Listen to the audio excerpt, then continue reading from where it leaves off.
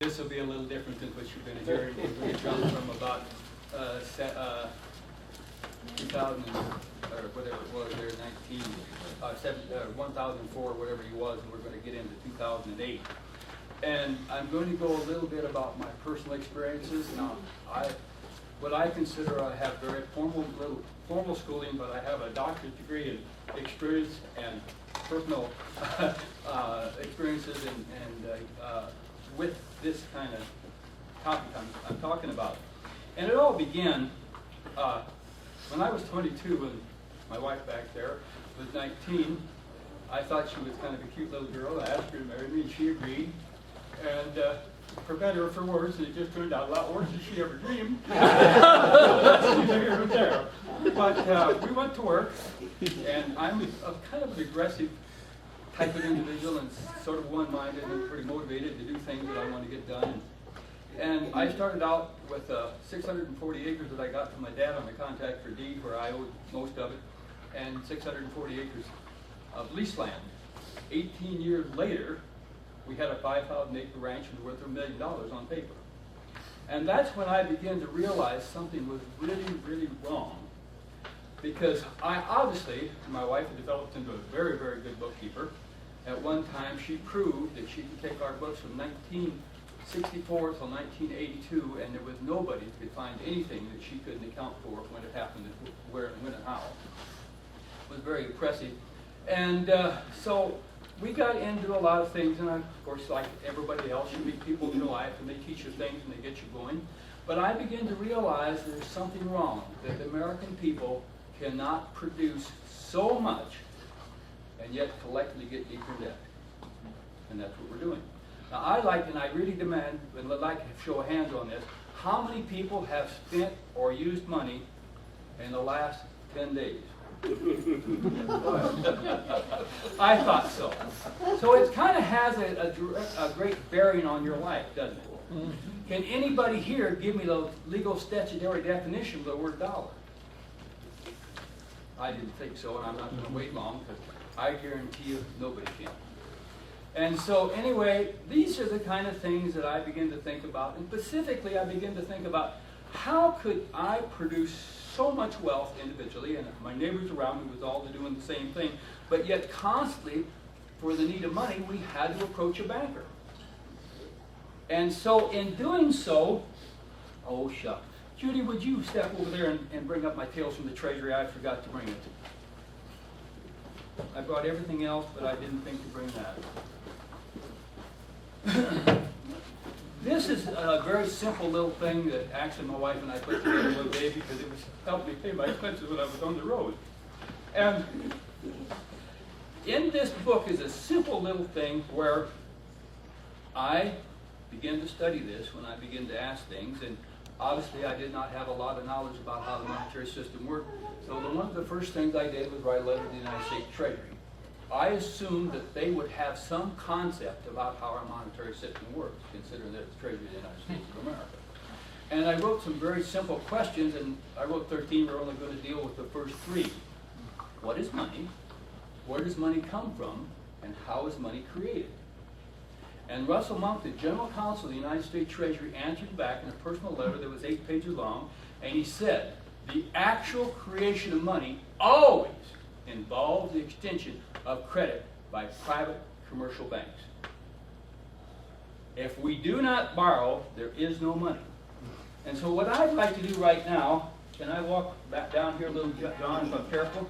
I would like to loan some people here $100 apiece. And we'll start with this good-looking gentleman.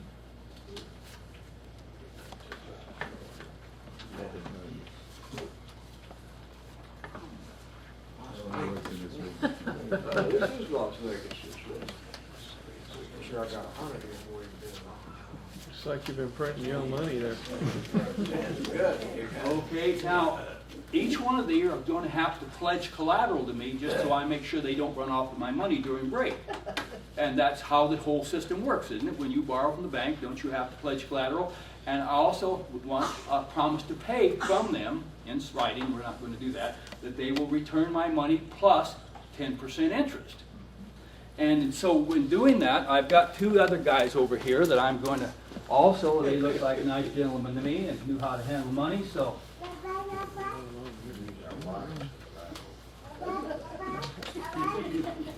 Brother, you hit the jackpot. Did you win the lottery?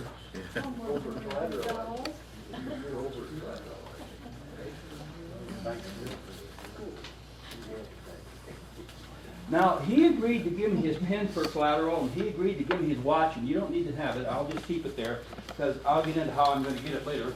And the same with him. I will take his pen, and he's got no. My wife said I couldn't do that anymore. And I will take his wristwatch too there. So each one of you know, and I want to make sure that each one of you witnessed and agreed that this is a real deal. This is exactly how money goes into circulation when the bank makes a loan.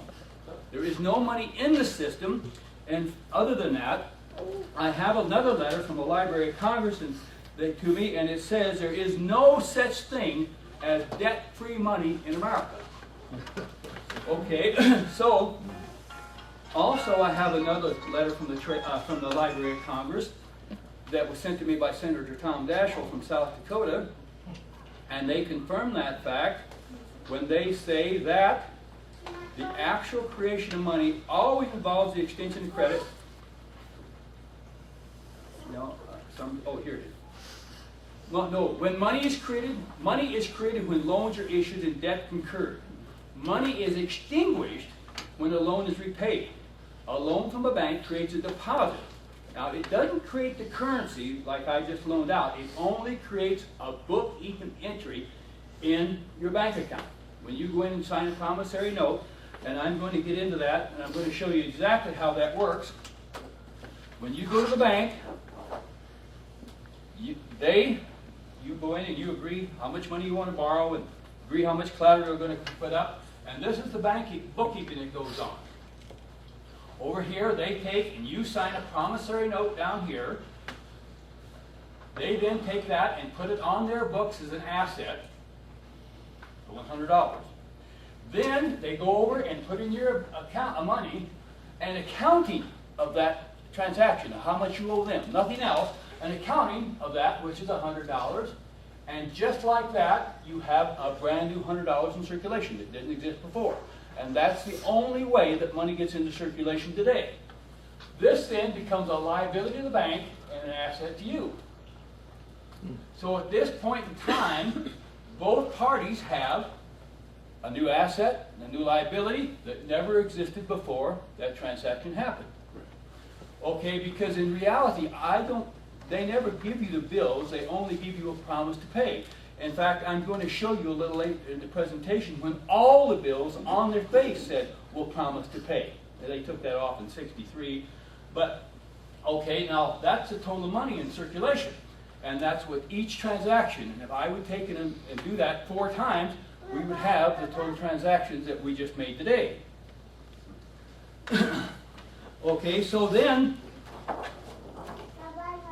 Russell Monk went on to say, how do the banks do this?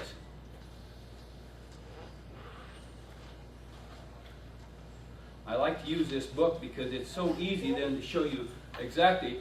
This is just my research to people who I believe should know the answers. And so he said to me, well, this is just like the goldsmith's practices back a long time ago when people went and deposited their gold with them. And then with that gold, $1 in gold, they could make $10 of loans.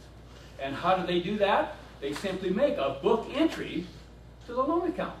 And that's what we exactly have here, a book entry to your loan account here and your checking account. And new money goes into circulation.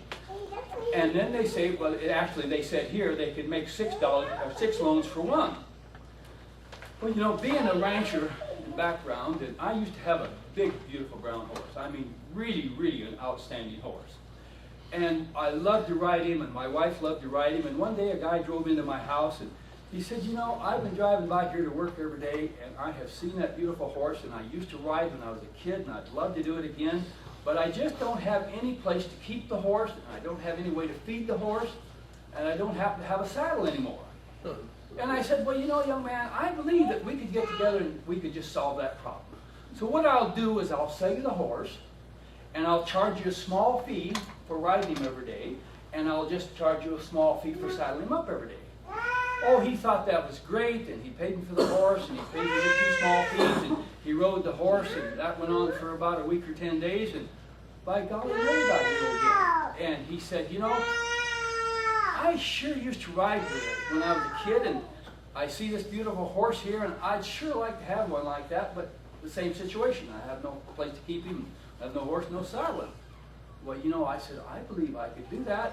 I said, what time of day would you like to ride? And the first guy said, well, he rode at 8, and the second guy said, I can only do it at 10 o'clock at my first break. And I said, you know, I think I could work that deal out. So I sold him my horse.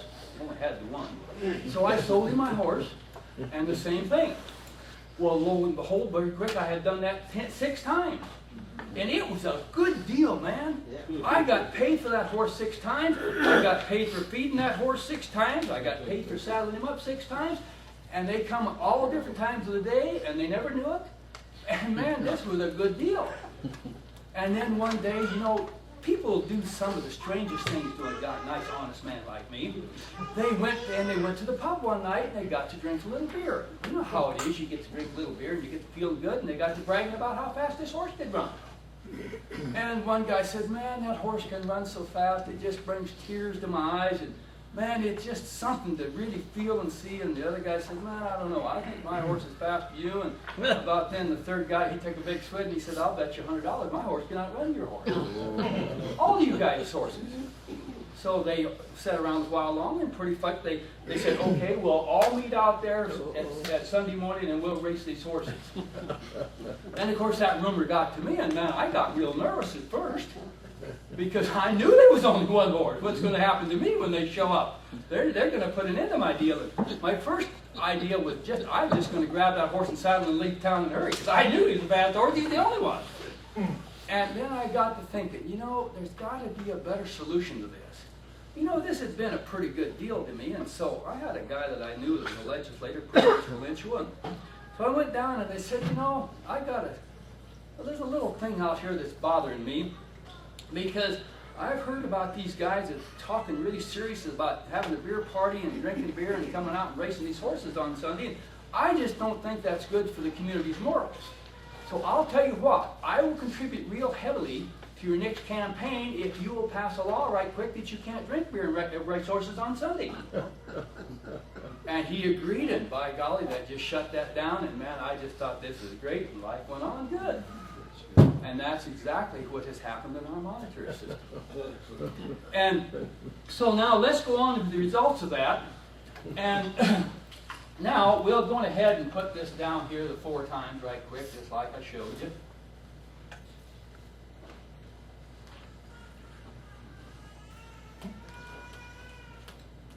And we'll have $100 loaned to each one of them, just like we did here personally a minute ago.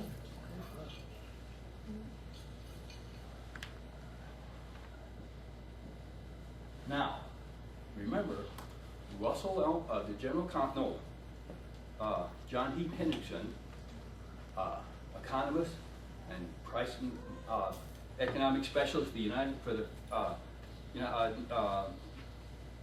Library of Congress in Washington, D.C., he said, now remember, when the money is paid back, it's extinguished. And of course, that money draws interest. So everybody goes out and they take that money, and the only reason you borrow money is to go out and spend it or invest it or do something with it, right? You don't borrow money, just put it in your savings account. And so we'll say this guy, he would, just to make it simple and quick, he just was so conservative, he just decided to just keep his money.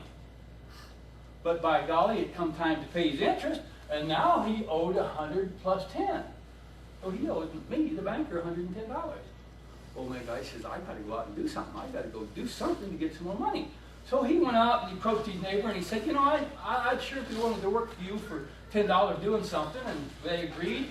And so this guy paid him $10. When he did that, he took $10 out of his account as a debit, just like they do in the checking account, right?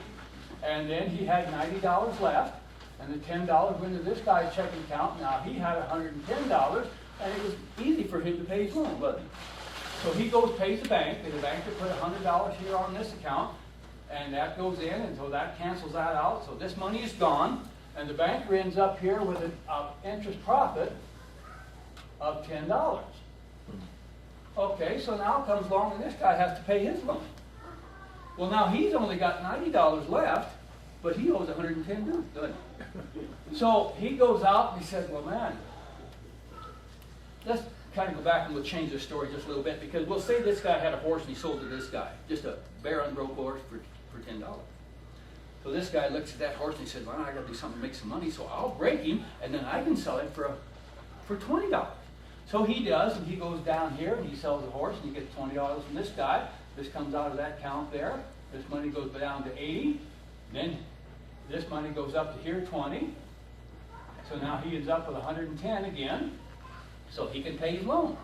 So he comes in and he pays a loan here, and this money comes in here, and now that cancels out the loan, and the interest goes over to the banker for a profit of $10. So the banker's up $20 for having done absolutely nothing but monetize your work. He didn't have the money when he started. He created it on the spot. He didn't have it in any accounts. It didn't exist until he made the loan. But now, from that process, he's got a $20 profit. So this guy comes along, and now all of a sudden, my golly, he's got to come up. He's only got 80, and he's got to come up with 110. So he said, well, I know what I'll do.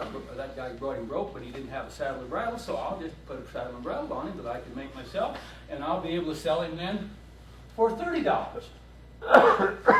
Or he could have just taught that horse a trick and demanded more money. And they call that inflation, but it's really not. It's just what you've got to do is constantly expand production in order to get the money into circulation for other people to pay their loans. So this guy does it, and now he takes $30 out of this account, leaves 70 there. He pays off his loan. Now this guy has 100 here, that's wiped out, and the banker now has another $10 in the account. Now this could go on, but eventually it comes down to the end. When it comes down to the end, the money supply is all gone because the principal has been wiped off the books. When it was paid, it was extinguished. Didn't exist, just exactly like it was when it was created. It didn't exist before the promissory note. When you pay me back the money, all four of you, if you don't, I'll get your collateral, and I'm going to enjoy somebody's watch or somebody's pen, I guarantee you. I can't lose, and I'll still have the profit. Okay, now, we'll go on down until it gets there, but this stops. Now, this guy has a problem, because now he owes 110, and he's only got 70 bucks left. And this money is out someplace else.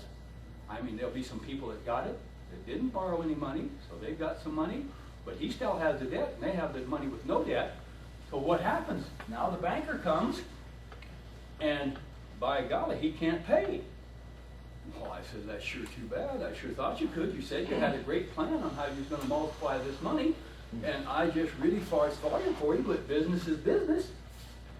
And so I gave this speech at a Rotary Club one time. It's kind of interesting, and none of them had heard it before or anything like this, but they knew of me quite well, and they was listening, and so there was a chiropractor at the front table there, and I had loaned him $1, and he agreed to give me $1.10 back. And when it come time to do it, he reached in, he actually turned his pockets inside out. He says, honest, Byron, I have no more money. It's impossible for me to give you the $1.10. I said, well, that's okay, then I'll just take your watch. And he looked at me and he said, why, blankety blank you will, that's an expensive watch and you're not getting it. And he was a pretty big fellow, so I kind of backed up and I said, well, gee, I don't know, you look awful big. I think maybe I'll just leave you alone. And then, I thought a minute and I said, I know the governor pretty well. I'll just go down and have him send out the entire state police force, and they will beat you up and take everything you have. And in my case, they come in, and I hadn't refused to pay or anything. I had tried to pay, and they wouldn't accept what I was trying to pay them with, which was legal under the law. And I had several lawyers tell me before that, but they didn't want it because it was off the norm. So then they sent 42 cops out, come in my house, 2 of them, and of course, I had never done anything in my life to ever, have any reason not to let an officer of the law come to my home. And we sat there and we sat around the table and talking, and all of a sudden one of them jumped up and grabbed a 32-ounce ketchup bottle, 32-ounce big round ketchup bottle, and hit me over the head. Knocked me down, beat the heck out of me, and that day they took everything I owned. That morning I was worth $1 million, that night I was worth absolutely nothing. And you want to think about this, because right now we have 1 million homes in foreclosure, don't we? Yeah. And how did they get in foreclosure? They borrowed money on their home, didn't they? And as minute the interest starts, the debt grows, but the money supply does not. So therefore, in our system, we have to have constant expansion of money in order for the people to borrow in the past to do it. We constantly must shift our debt to someone else. Because see, what we do when we pay interest, we don't actually pay the money on the interest because there is no money to pay.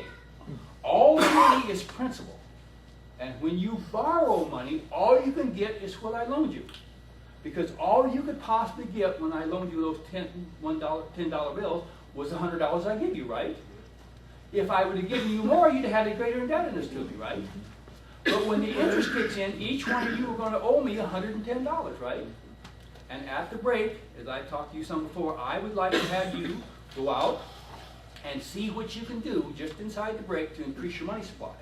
Now you can draw for high card, you can flip coins or anything else you want to, or you can just spend some of the money on consumer goods. I have a book back there my wife will gladly sell you for one of those $10 bills.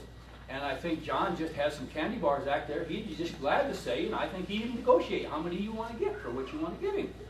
He looked at me like a guy that was really good at that negotiation type stuff.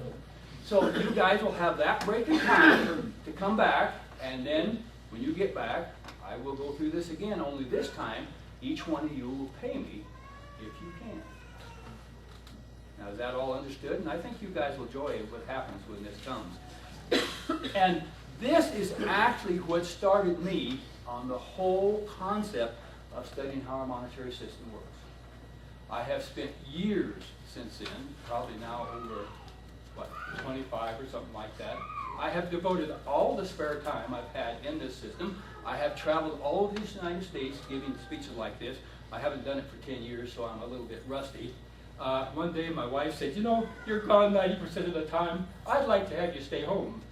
So you can choose whether you'd like to stay home with me or you can do this full time and just be gone. I took a good look at her and I said, honey, I think I'll stop this stuff.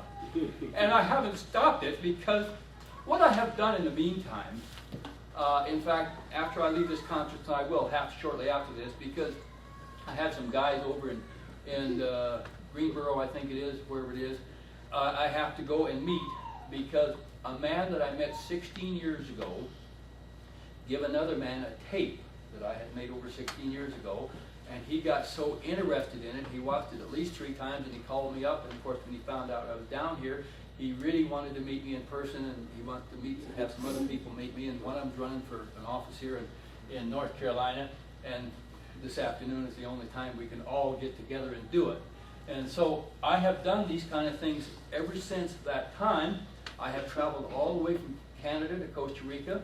I had a guy one time take me as a traveling author through Canada, the western part. Very interesting experience. I've been all the way from California to New York. I have spoken college economic classes. I have also been down at the Sound Money Conference in Costa Rica one time, which was a very interesting experience. And I have been in court with this for years. It took them from the day they beat me up, which was in March, I can't remember the exact day, 18th, wasn't it, or something like that, in 1983 until 1998 to finally get the land away from me. It only took one day to take everything owned as far as all my equipment, all my livestock. They did not take some horses, which my brother graciously still raises a few for me. And it gives me great pride to say that his grandson last summer won $100,000 using that one horse. They team roped, and in one weekend they won $78,000, whatever that is, in Oklahoma, and they never even told me they was riding one of the horses that was my bloodlines. In fact, the original horse of that bloodline my dad bought when I was 9 years old, and the first colt he gave me when I was 10 years old. And thanks to my brother, that horse is still in this family's bloodline. And I think this is just interesting sidelights. It has really nothing to do with the speech. But I had heard a guy one time, and he said that all words are used for two things. And my brother and I were discussing this down, and we decided it should be enlarged to three things. All words are used either to inform, or deceive, or to entertain. And today I hope I hit the 2 out of the 3. I really don't want to deceive you, but I hope I entertain you a little, and I sure hope I inform you a little.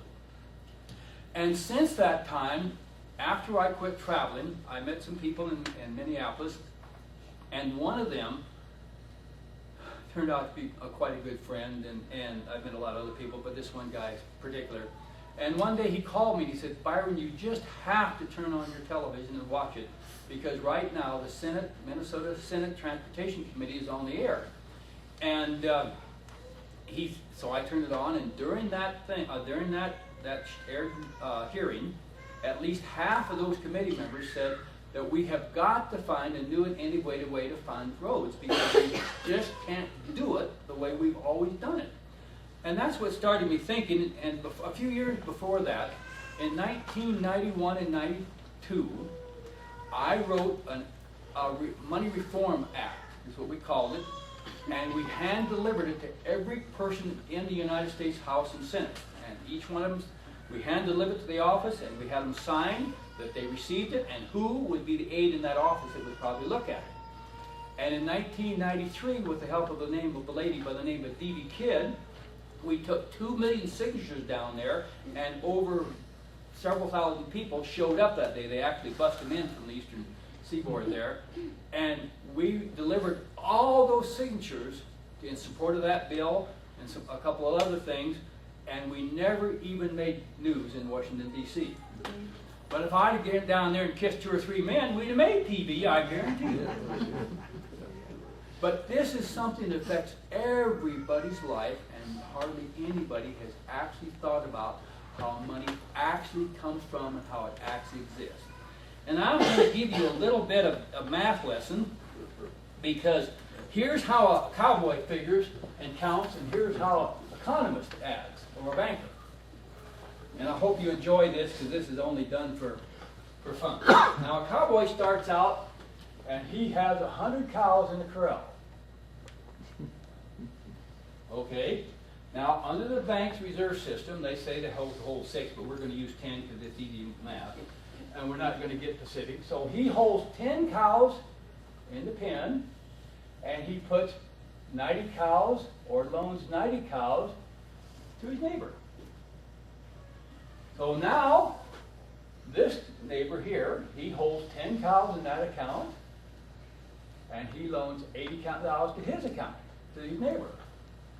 And then the same thing happens. He holds 10 here, and then he loans 70 cows to the next neighbor.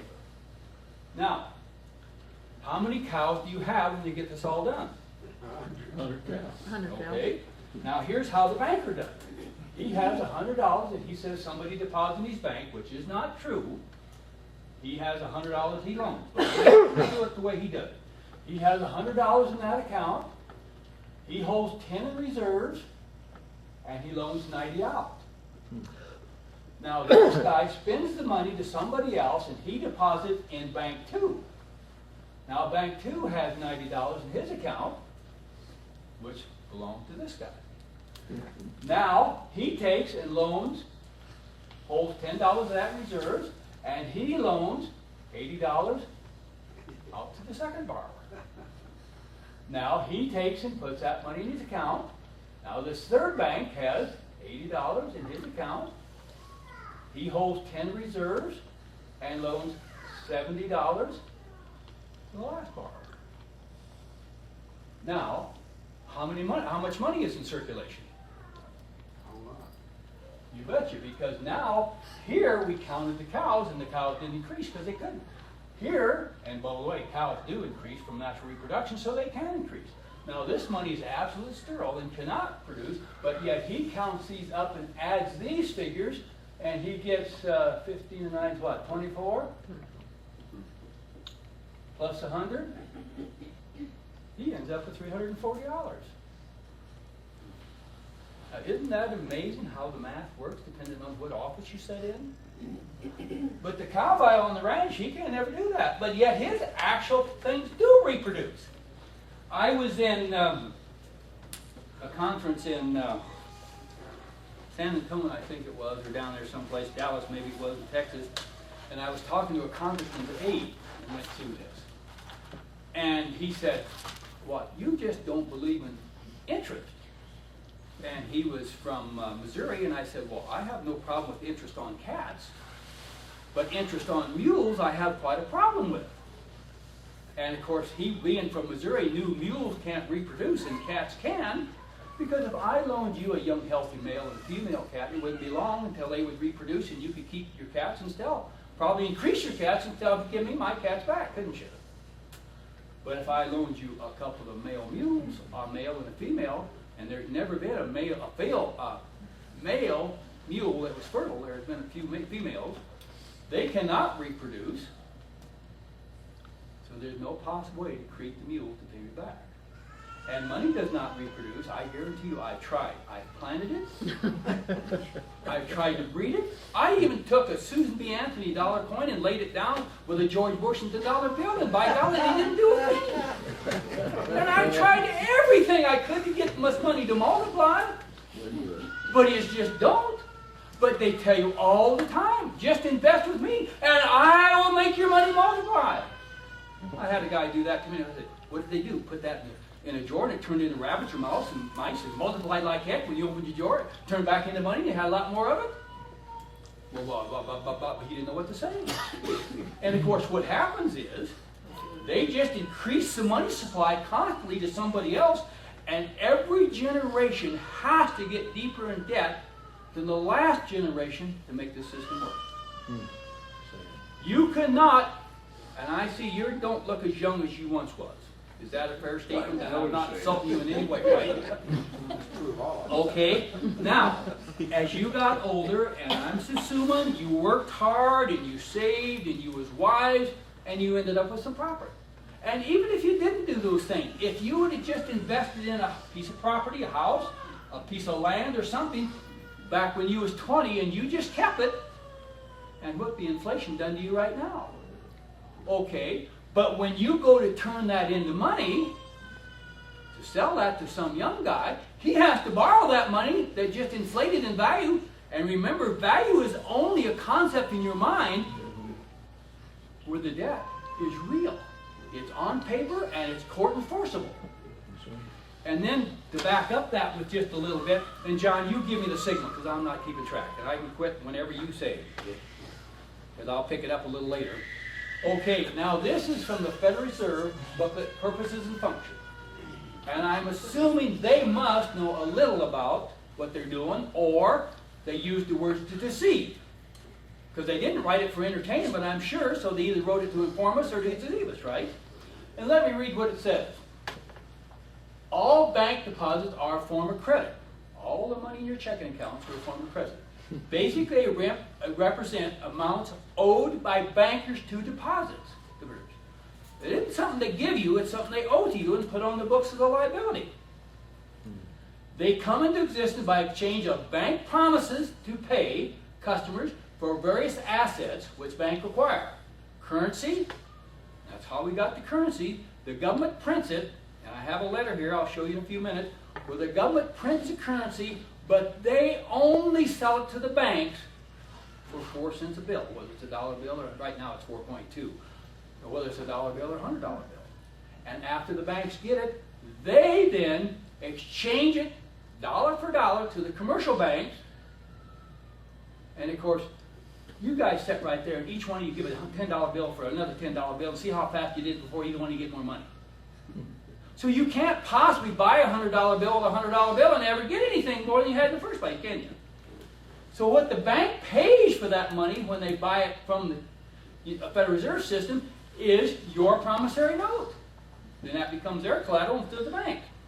Okay, and then, or business notes, consumer or other customers' mortgages on real estate and government and other securities.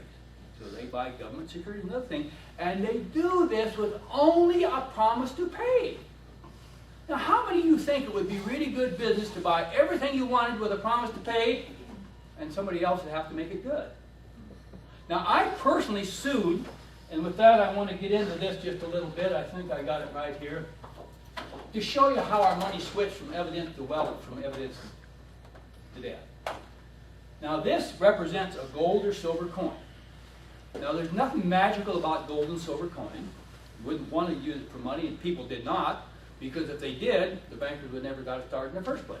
Because if they actually wanted to use it, they wouldn't deposit in there, and when the banker, or the goldsmith originally, gave him the receipt, well, they thought this is so convenient, they just started reading the receipts. So they really chose to use paper money over the metal. But this represented wealth. And the receipt represented wealth because it said this certifies there is on deposit so much gold and silver. But this note is nothing but a promise to pay this, which now represents and turns your money into your indebtedness. At that point in time, debt money was created because it was money that was not earned through production. It takes three things in combination to produce everything there is. It takes knowledge, it takes labor, and it takes raw resources. Can you name me anything that you have, you wear, you're sitting on, or anything else that wasn't made with a combination of those three things together? Because I had a guy tell me, well, Byron, wealth is also knowledge. You betcha. It's valuable, but if you have nothing to apply that knowledge to, it's worthless, isn't it? And you've got to remember, the value of a house, and value is always only what two people agree on at a moment in time. It's not set in anything. The debt is set in stone and written down and quote enforceable. The value is subjective. To give you an example, when I was a young man, my dad and I went up to the neighbors to help him do some work on cattle. Because Dad had, well, at that time, just one son at home, but you know where they had two earlier. And we was, for kids, pretty fair little cowboys, and he was an excellent one. And so we did a lot of work for the neighbors. And he got up there, and the guy said, you know, I've got these 3 bulls, and I really need to get rid of them because next spring they'll start breeding their own heifers, and I don't want to do that. Well, Dad said, well, how much do you want for them? The guy says, well, I think they'd be worth, we'll just say $300 a piece if I took them to town. Well, Dad says, I'd just buy them from you. Oh, okay, that'll save me taking them to town, commission, everything. That's great. So Dad writes him out a check, $300. When the guy walks away, he turns to me and get on your horse and drive him down the neighbor. I can sell them to him for $400 a piece. When I got there, him and the neighbor was talking, and I delivered their bulls. He already had them sold. So I rode in, left the bulls at that place. Dad walked away with $300 profit, and he was smiling all the way, and they was all happy. And this is commerce. There's nothing wrong with that. The problem is we cannot have the medium exchange in our system unless we're indebted to the banking system. Now, can you imagine how much power that gives somebody, a small group of people, when everybody owes them? I recently read in the paper that the Chicago Tribune owes, in bank loans, $12.8 billion. Now, who do you really think calls shots in that paper, the editor or the bankers? And if you resist any of this, and of course what I did when I first discovered this, I just didn't jump off and start raising thunder. I began to really study. And I have a letter now from the Federal Reserve Board of Washington, D.C. that says, yes, you can use bills of exchange issued for agriculture and commercial purposes to pay for Federal Reserve notes. So what I did is I tendered to my banker a note payable in my property at home that was there, and it was physically existed, and I went to 2 lawyers and asked them if this was a legal negotiable instrument and if it could be used for payment. And they said yes, and one was the state attorney. So after getting advice from 2 lawyers and doing a lot of study, that's what I did. That's what brought the wrath of most people's God down upon me. Now, he's not the real God, but he is most people. It is most people's God. It's really money. And the Bible says, I'm like John over here, hey, don't try to class me in any expert on the Bible, okay? I am not, and I don't intend to be, and I really have no interest. But that has nothing to do with having to be what's fair and right and what's honest and moral. And it says you can have only one master. You can't have 2. You can either have the Lord as your master, or you can have money. And I hear in most people in America have money as their master. That's who they really serve every day of their life. It also, the Bible, as I understand it, says the main thing about it is have honest weights and measures. That's real biblical money. There's fairness and honesty in weights and measures. And as I understand it correctly, the Bible also says that we was to earn our bread by the sweat of our brow, not by the sweat of your neighbor's brow. And there's quite a different concept there. And that's what they have done to us, and we never even understood it. That by taking this away from us and giving us only bookkeeping entry money, or checkbook, or paper money, they have changed our monetary system from evidence of wealth and production and honesty to debt, deception, and fraud. And we have never understood it at all. Just like from listening to here, I agree that the bulk of the churches have never even understood the Bible that they study every day, or every week, at least once a week. And we have never understood this either. We just never have grasped what happened to us. But yet it affects everybody's life every day of their lives. And it also, I have some charts here, and I'm going to show you these charts, and I'll lay them down. This chart shows you, how much time I got? That this over here in the black is what the average family of four's income was in 1990. The red shows you what their average interest load was in 1990. This at the end shows what the average family income will be at 2016, and what their interest load on the total debt will be. Now that turns out to be the debt will be so large, and this will happen before 2016. The debt will be so large that the interest alone at just 6% will be $1 billion greater than the total consumer income of everyone in America. Now, I don't have a clue what's going to happen, and I'll let you guys figure that out. You can think about this and go home and study a little bit. And I will close now, and then I will come back after break. And while we're off to break, you guys see how fast you can double your money, because I will not want the interest. Did you ever use yours in? Hey, Paul. Oh, how you doing? And I told